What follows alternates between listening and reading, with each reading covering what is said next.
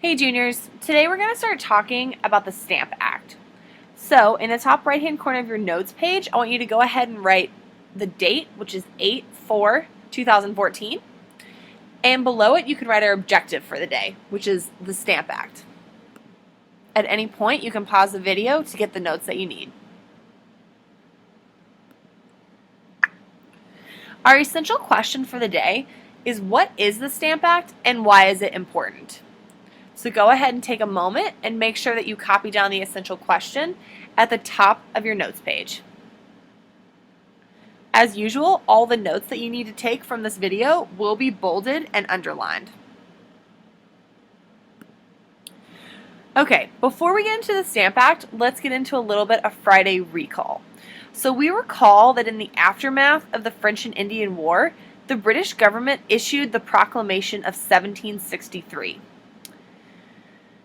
You should recall what this is, but just in case, we're going to have everyone go ahead and write this down. The Proclamation of 1763 prohibited colonists from moving west of the Appalachian Mountains. So again, we see the Appalachian Mountains serving as a natural barrier for the colonies. So the colonies are here, and you could not settle on this side of the Appalachian Mountains.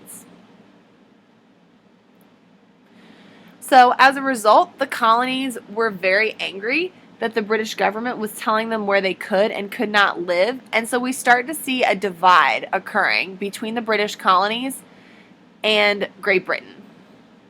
Make sure you do have this bullet point copied down in your notes. All right. Remember also on Friday, we said that the British government was in severe debt from the French and Indian War, and they believed that the colonists should pay for their role in the French and Indian War, and they believed that taxing the colonists was the easiest way to collect money. This, of course, angered the colonists because they believed that they could not be taxed by the British government without having representation in the British Parliament. So make sure that you get this note about taxing the colonists that's bolded and underlined in your notes page.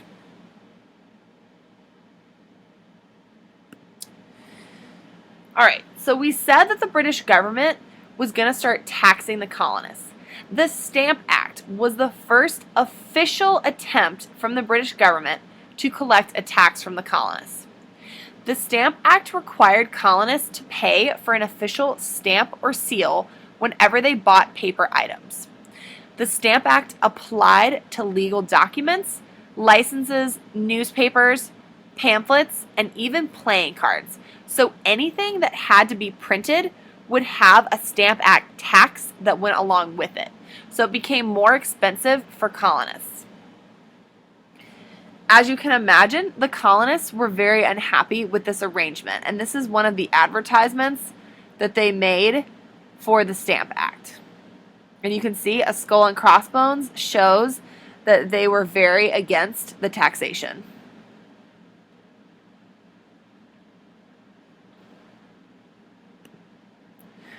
So, in response to the Stamp Act, which the majority of colonists were against, the Sons of Liberty was formed. The Sons of Liberty was a group of colonists who were opposed to British taxation. They organized boycotts in response to the taxation, and sometimes even protested in the streets. Samuel Adams was their main leader, and this is Sam Adams. So make sure that you get this bullet point about the Sons of Liberty because it will definitely come up on the LEAP test and probably on the benchmark.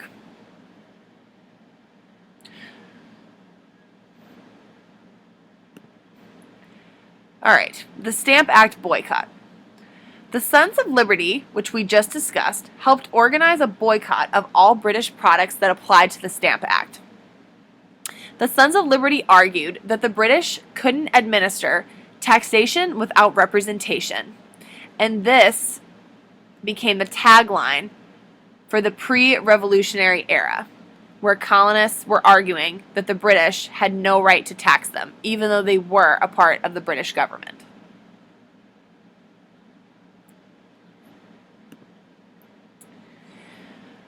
The boycott went on for quite a long time, but it did not have quite the effect that the Sons of Liberty had hoped. So, as a result, the Stamp Act Congress was formed, and this was a group of delegates who drafted a resolution stating that the Stamp Act was a violation of their rights and liberties.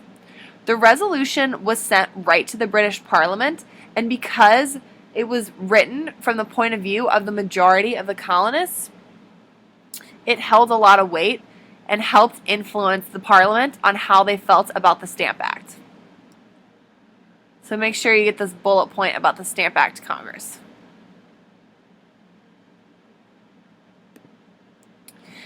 Eventually, the Stamp Act was repealed. Parliament was getting daily pressure to repeal the Stamp Act. It was affecting Boston and British business thanks to the Sons of Liberty boycott. In 1766, 1 year after the Stamp Act was passed, it was repealed. Repealed means that it was taken away. The Stamp Act might have been repealed, but the divide between Britain and the colonies had never been deeper, and we are fast tracking on our way to revolution. So let's go ahead and watch a small clip about the Stamp Act.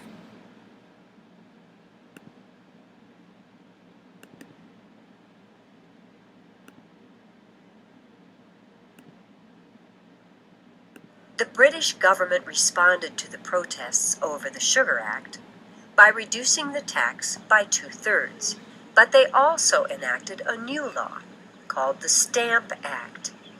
It required them to pay for tax stamps like this one that were put on paper goods such as almanacs, newspapers, and official documents. But the Stamp Act ended up causing even more trouble than the Sugar Act. Not only because the taxes on paper goods were high, but also because taxation had once again been enacted without colonial representation in Parliament. The Stamp Act really made people mad. It caused riots in colonial port cities, and a few government buildings were even destroyed. John Adams of Boston called for representatives from each colony to meet and come up with a plan for resisting unfair taxation. In the end, only 9 colonies participated. Congress was a turning point in the movement toward independence because the colonies discovered they had much greater strength when they acted as a group rather than separately. The Stamp Act was repealed the next year, but... Okay, that's enough of that.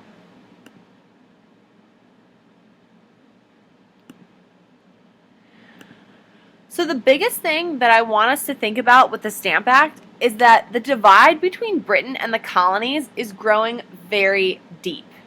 The colonies are starting to feel like they're completely separate from Britain, and that's the way that they're acting.